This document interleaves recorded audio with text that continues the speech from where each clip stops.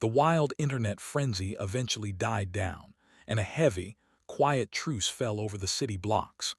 The message had been delivered loud and clear.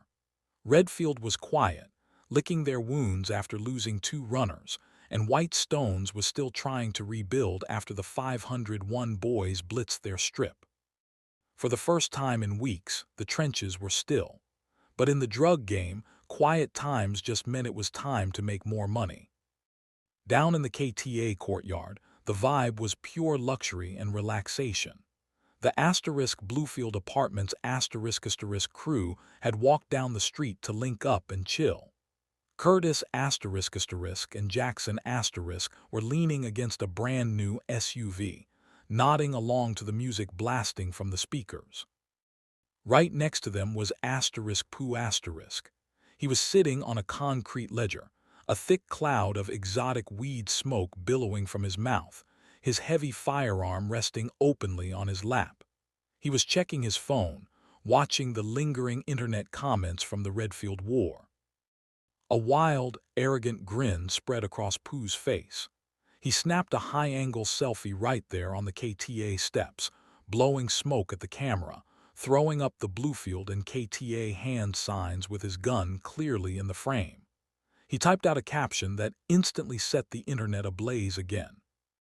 At Bluefield Pooh, these Project N as trying to be a killer like me so bad face person male pack rolled tight. Fuck Redfield, y'all know how we rock on KTA block. Shushing fire KTA Bluefield unstoppable, Jackson looked over Pooh's shoulder and grunted, shaking his head. You always looking for a reason to spark the city back up, Pooh. Man, they know what it is, Pooh laughed, hitting the post button. They don't want no smoke with the Alliance. The executive meeting.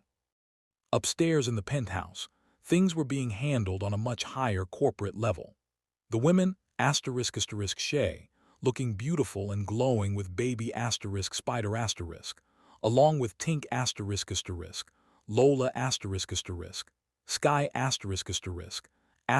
Meyer and Pam were in the kitchen preparing a massive family dinner to celebrate the block's success.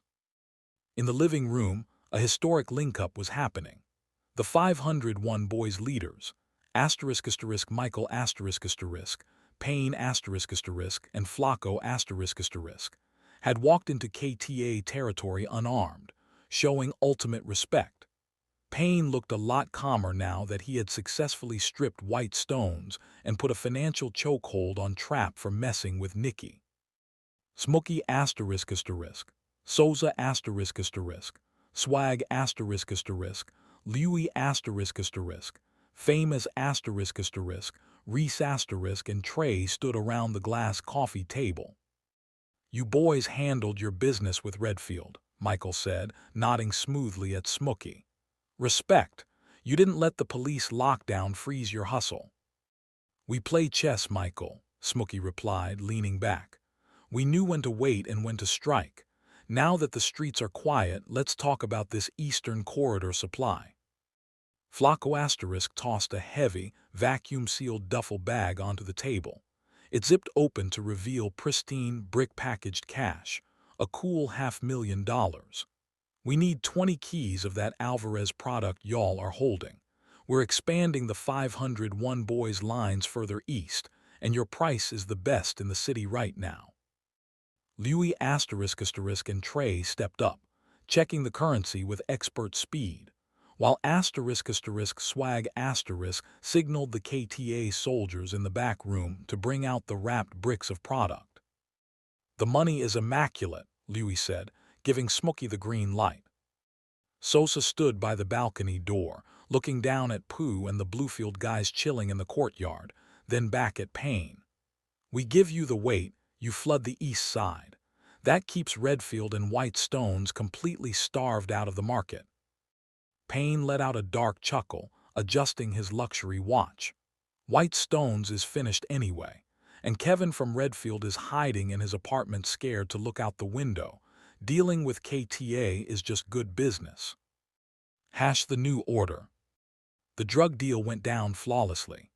No yelling, no weapons drawn, just two of the most powerful crews in the city trading pure wealth in the shadows while the rest of the neighborhood slept.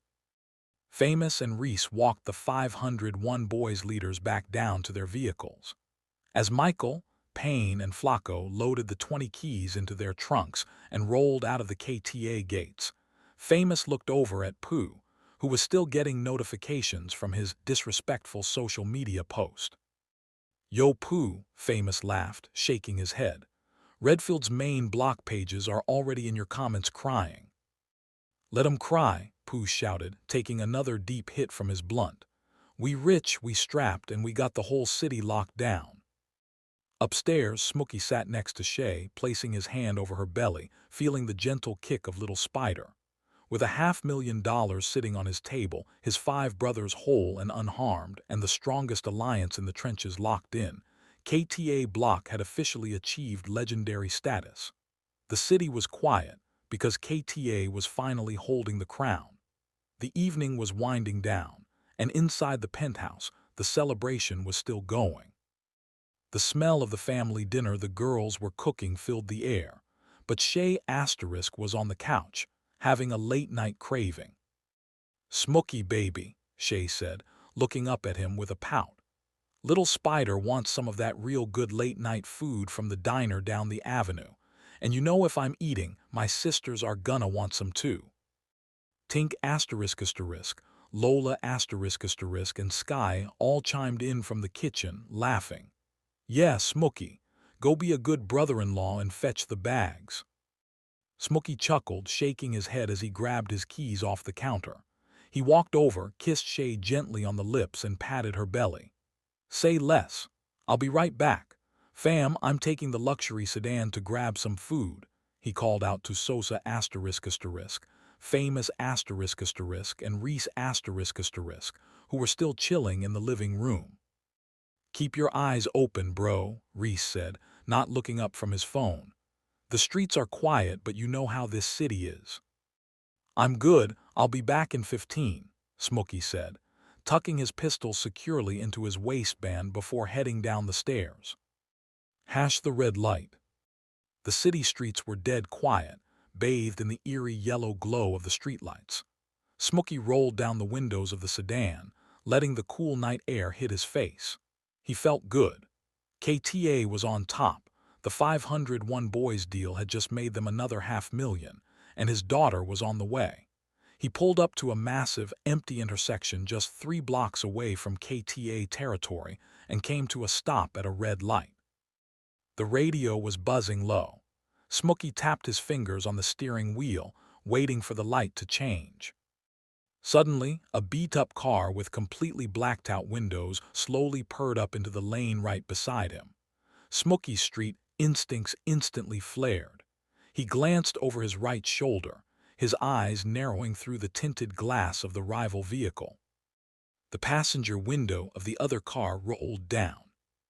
Sitting in the passenger seat, his eyes bloodshot and twisted with pure, vengeful hatred, was Dion from the Redfield Apartments **.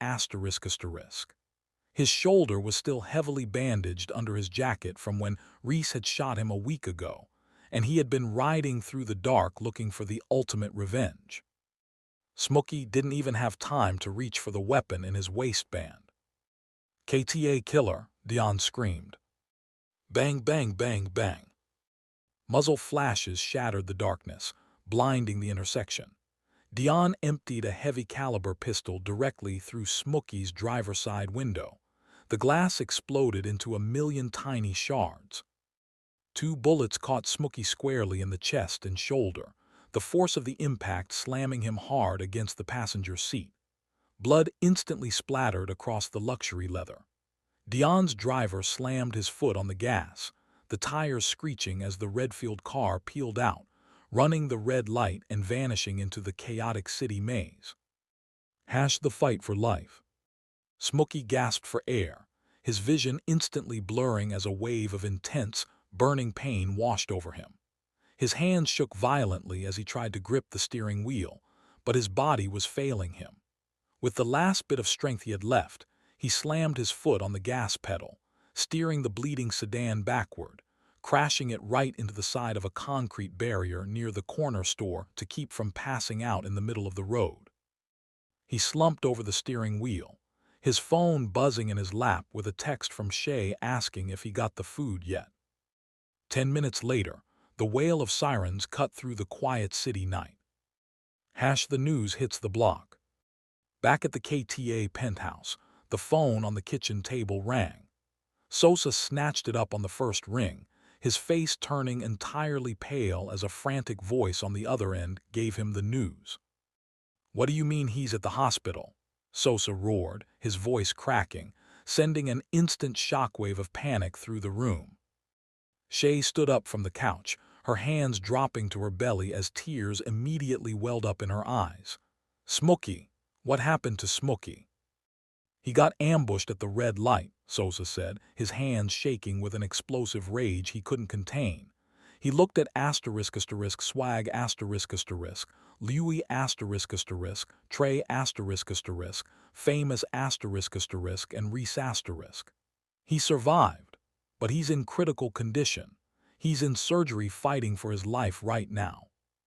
Shay let out a heartbroken scream, collapsing into the arms of her sisters, Tink and Lola, who were crying violently. Sky, Maya, and Pam instantly drew their weapons, their faces twisted with a mix of sorrow and pure venom. Little Spider was safe inside, but her father was on the brink of death. Reese didn't yell. He walked over to the gun rack, his eyes completely dead, devoid of any humanity. He grabbed 3 massive assault rifles, tossing them to Famous, Swag, and Trey. "Dion did this," Reese said, his voice a low, terrifying whisper that made the entire penthouse freeze. "The truce is over. We aren't just hitting their runners anymore. Tonight, we go to Redfield and we kill everybody standing on that concrete." The night air outside the city hospital was thick with tension, but the KTA crew couldn't afford to wait by the surgery doors. Smokey ** was inside fighting for his life in critical condition, and the family needed to balance the ledger immediately. Back at the complex, Shay ** was surrounded by her sisters Tink **, Lola **, and Sky **, while Meyer **, and Pam **, locked down the penthouse doors with heavy artillery. Shay was crying, clutching her belly, praying that little ** Spider would still have a father when this night was over. Down in the courtyard, the KTA convoy was fully loaded. There was no more talking, no more planning, and no more laying back to get money. "Louis, what's the layout?" Sosa growled, his face covered in a black tactical mask as he checked the magazine on his heavy rifle. Louis * looked up from his glowing tablet screen. "The Redfield leaders, Kevin **, Mitch **, and Dion **, know exactly what they just did. They went straight into deep hiding. They're deep inside the center building of the Redfield Apartments *, barricaded behind iron doors. And they're terrified. They've pulled every single soldier they have from the entire city to lock down their complex." "So it's a fortress," Famous * said, his eyes cold and steady. "Yeah," Swag * added, adjusting a bulletproof vest over his clothes. "The whole block is surrounded by Redfield members. Lookouts on the roofs, hitters in the alleyways, and a front line at the main gates. If we want a piece of Kevin and Dion, we're gonna have to cut through an army." "Then we start cutting," Reese * whispered, racking his slide. The siege of Redfield. 4 black KTA SUVs rolled down the dark boulevard with their headlights completely turned off, pulling up a block away from the Redfield apartments. The complex was lit up under harsh floodlights. Just like Louis said, the place was crawling with Redfield gang members. There were at least 20 hitters visible on the perimeter, holding heavy hardware, checking every car that passed by. Kevin, Mitch, and Dion were entirely out of reach, safely buried deep inside the concrete structures while their low-level soldiers stood guard outside. "Trey, take the left flank with Swag," Sosa ordered quietly over the radio. Famous, Reese, you're on the right with me. We hit 'em fast, reduce their numbers, and move before the laws can even dispatch a cruiser. Let's go. The KTA crew melted into the shadows of the surrounding buildings, moving like ghosts. Greg. Sosa fired the opening shot from a dark alleyway, dropping a Redfield lookout right off the main security gate before the guy could even raise his weapon. KTA is here, a Redfield soldier screamed, but his voice was cut short as Famous and Reese stepped out into the open, their automatic weapons spitting continuous fire. Bang, bang, bang, bang. The entire front line of the Redfield defense erupted into absolute chaos.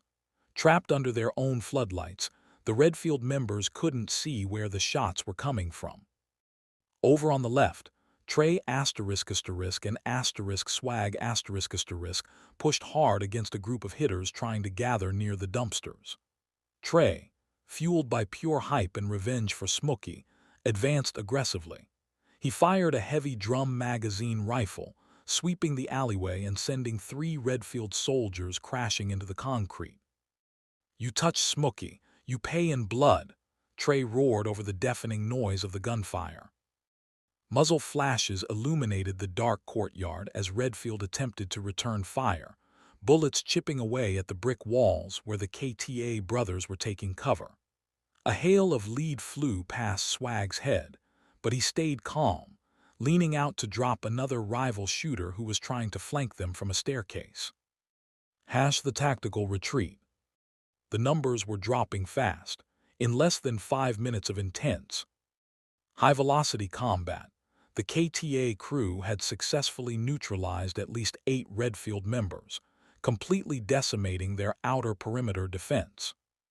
The alarms inside the complex were blaring, and windows were shattering everywhere.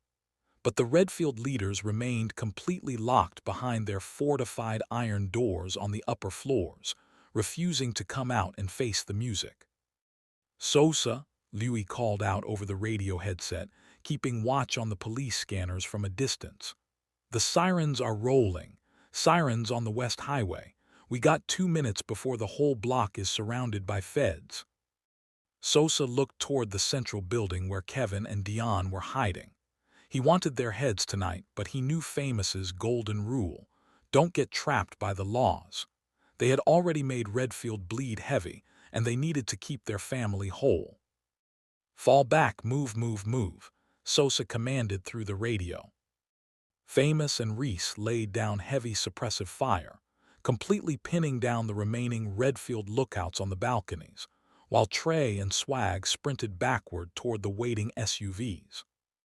The KTA brothers moved with flawless precision, diving back into their vehicles just as the headlights of the first police cruisers appeared at the far end of the boulevard. The tires screeched against the asphalt as the KTA drivers hit the gas, melting back into the dark maze of the city streets, completely untouched and entirely alive. Holding the fort. The SUVs tore back into the KTA block courtyard, the soldiers jumping out and immediately locking the reinforced iron gates behind them. They hadn't gotten Kevin or Dion yet, but they had left the Redfield perimeter in absolute ruins. Sosa and the brothers ran up the stairs and burst into the penthouse apartment, breathing heavily, their weapons still hot. Shay ran into the living room, her eyes red from crying, Tink and Lola holding her up. "Is it over? Did y'all make it?" "We're all here, Shay. We're all alive," Famous said, pulling off his mask and dropping it on the table. Right then, Sosa's phone buzzed. It was a call from the hospital. He put it on speakerphone so the whole room could hear. "Hello?" Sosa asked, his voice shaking. "Is this the family of Smokey?" The doctor's voice came through the line, calm but tired. "The surgery was highly complicated, but the bullets have been successfully removed. He is stable. He's going to survive." The entire room erupted into a massive wave of tears, cheers, and pure relief. Shay collapsed onto the couch, laughing through her tears, rubbing her belly. "You hear that, Spider? Your daddy is coming home." Reese walked over to the balcony, looking out over a city that was now on the verge of a total meltdown.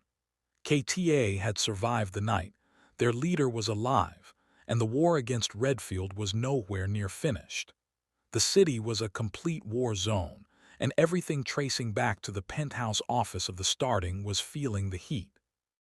Inside their high-rise headquarters overlooking the skyline, the vibe was tense but corporate. Trap was sitting behind a massive glass desk, looking completely unbothered, while his co-boss Tip paced the floor, chewing on a fresh cigar. Their top hitters, Isaiah Mac and Tyrone stood like stone statues by the doors, their suits tailored but their waistbands heavy with automatic iron. "This 501 boys situation is getting expensive, Trap," Tip said, blowing a cloud of smoke toward the ceiling. "Payne is completely out of his mind. Michael and Flacco have his back, and they are actively draining our money flow through White Stones. Big Dot can't even open his blocks because Payne's shooters are circling the avenue." Trap let out a smooth, arrogant chuckle, leaning back in his leather chair. "Let Payne crash his own set, Tip. He's emotional because of a woman. Emotional as make mistakes in this game. We have more money than the 501 boys could count in a lifetime. Let them run around playing cowboy. Once they tire themselves out, Isaiah and the boys will clean up the mess." The dinner date. Despite the threat of the 501 boys' shadow army, Trap wasn't the type to hide in a bunker. He liked to show the city he was entirely untouchable. Later that night, Trap decided to take Nicky out to an exclusive, high-end steakhouse on the edge of the neutral zone. Nicky was iced out in diamonds Trap had bought her, completely oblivious to the chaos her actions had sparked across the blocks. To keep a lookout, Trap brought along two young, low-ranking starting runners named Juice and Marcus *. They weren't elite shooters like Isaiah, but they were eager to please the big boss, standing post outside the restaurant near Trap's pristine luxury SUV. Inside, Trap and Nicky were cutting into expensive steaks. Outside, the streetlights flickered in the quiet night air. "Yo, Marcus," Juice said, rubbing his hands together to stay warm. "Trap is living different, man. Inside eating $1,000 dinner while the whole north side is burning." "That's the big leagues, bro," Marcus replied, leaning against the hood. "Hey, look, I left my smokes in the front seat. Hold down the steps, I'll be right back." Caught slipping. Marcus walked away from the restaurant doors, stepping into the dim parking lot to grab his pack of cigarettes from the driver's side door of the SUV. He unlocked the door, his head down as he rummaged through the center console. He didn't hear the headlights cut off. He didn't hear the engine of the rusted sedan creeping up from the alleyway. Suddenly, the passenger door of the sedan flew open. Payne and Flacco bounded out into the shadows, their faces hidden behind black bandanas. Payne's eyes were completely bloodshot, filled with a terrifying, vengeful energy when he recognized Trap's custom vehicle. Marcus finally looked up, his eyes widening in pure horror as he saw the two 501 boys enforcers closing in on him. He didn't even have time to reach for his small pocket piece. "Tell Trap he can't hide," Payne roared. Before Marcus could even scream for Juice, Flacco moved like lightning, closing the distance and smashing the heavy butt of a pistol directly across Marcus's jaw. Crack! Marcus crashed onto the asphalt, the pack of cigarettes scattering into the gutter. Payne didn't waste a single second. He reached down, grabbed Marcus by his jacket, and aggressively ripped a heavy diamond-encrusted, Starting emblem right off his neck chain.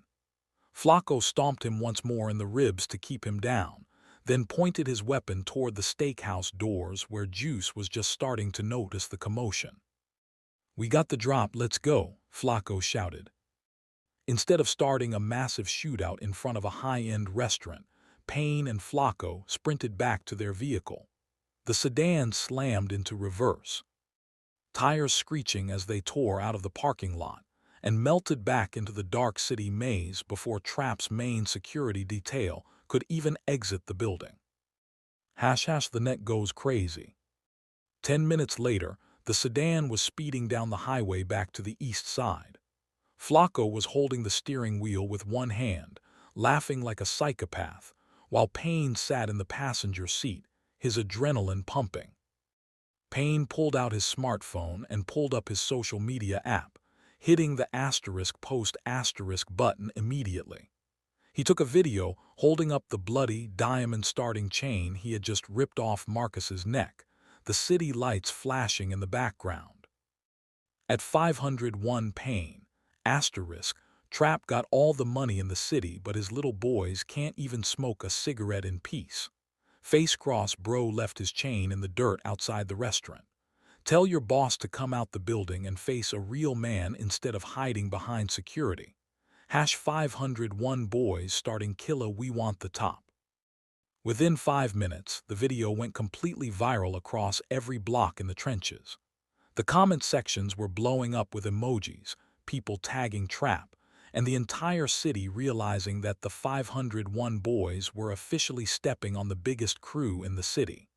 The quiet truce was shattered, and the war was heading straight for the throne.